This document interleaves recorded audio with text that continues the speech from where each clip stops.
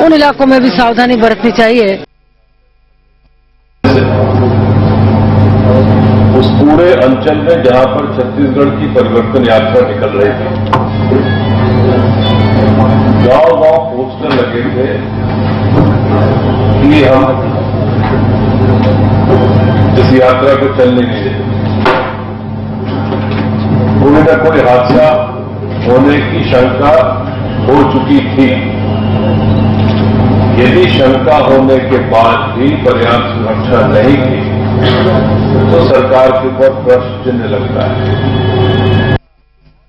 और हम चर्चा को आगे बढ़ाएंगे, लेकिन उससे पहले एक बार फिर से हम अपने संवाददाता के पास चलते हैं। अरविंद दुबे हमारे साथ जुड़ गए हैं। अरविंद, कुछ और जानकारी आप उपलब्ध कराएंगे।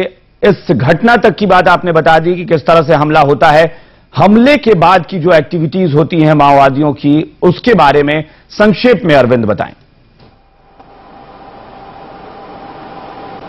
जिस वक्त हमला हुआ था अभिषेक जी, उस वक्त दो महिलाओं की भूमिका सबसे महत्वपूर्ण यहां पर देखी गई थी। पहली महिला ऊपर पहाड़ी पर बैठी हुई लैपटॉप ली हुई थी, वेबकॉम कैम लगा हुआ था उसमें, और वो तमाम बातें रिकॉर्ड कर रही थी और साथ ही वो सारी तस्वीरें और जो कुछ भी वहां कुछ हो रहा था वो कहीं ना कहीं वो उसको सैटेलाइट के जरिए वो भेज रही थी। ये एक सबसे अहम बात का खुलासा अभी हुआ है, जो कि अभी सुरक्षा एजेंसियां इस बात को लेकर जांच कर रही हैं। दूसरी एक और महिला की भूमिका सामने आई है, वो ये है कि वो महिला तुरंत सड़क पर उतरी थी जिस वक्त हमला हुआ था। लोग या तो मारे जा चुके थे या घायल अवस्था में पड़े हुए थे। वो अपने साथियों को ये निर्देशित कर रही थी कि सबसे पहले जो लोग नेता जैसे दिख रहे हैं उनके जेबों की तलाशी लो, उनके मोबाइल जब्त करो और उनके पर्स देखकर उनकी पहचान सुनिश्चित करो। स्थानीय भाषा में इस तरह का वो कमांड कर रही थी। जाहिर सी बात थी कि वो एक कमांडर पोस्ट की महिला रही होगी। तो इन दो महिलाओं की जो भूमिका है वो बहुत महत्वपूर्ण है और सुरक्षा एजेंसियां इस बात की तस्दीक कर रही हैं कि आखिर क्या भूमिका थी, किस तरह की लैपटॉप का उपयोग वो क्यों कर रही थी, और जो महिला कमांडर थी वो इस बात की तस्दीक बार बार क्यों कर रही थी, पहचान के लिए, या क्या कोई और उनका मकसद था। इसके साथ ही जिस वक्त उन्होंने नंद कुमार पटेल और उनके बेटे को पकड़ा था, तब उनकी पहचान करने के बाद उन्हें कुछ 100 मीटर आगे लेकर गए थे और उनसे माओवादियों ने यह कहा था कि हमने आपको मना किया था परिवर्तन यात्रा निकालने के लिए, आप नहीं माने, अब आप इसका परिणाम भुगतने के लिए तैयार रहिए। नंद कुमार पटेल ने कहा कि हम लोग राजनीतिक लोग हैं और आम जनता तक अपनी बात इसी तरह से पहुंचाते हैं, इसमें भला आपका नुकसान क्या है। तब माओवादियों ने उनसे कहा था हमें बहुत ज्यादा नुकसान हो रहा है इन तमाम यात्राओं से। दोनों तरह की यात्राओं की तरफ उनका इशारा था और इसके बाद एक व्यक्ति ने कॉलर पकड़ के उन्हें नीचे जमीन पर गिराया और उसके बाद लगभग 100 से ज्यादा गोलियां उनके ऊपर उतार दी गई और उनके बेटे को मार दी गई। महेंद्र कर्मा का नंबर आया। महेंद्र कर्मा ने जब सरेंडर किया और उनसे कहा कि लगातार वे तो सलमा जुलूम से जुड़े थे, तो बोले अब उसका ही तो परिणाम भुगतने तैयार हो जाइए। 88 गोलियां मारी गई महेंद्र कर्मा के शरीर में। इसके बाद उनके शरीर को, उनके चेहरे को पूरी तरह से विकृत कर दिया गया।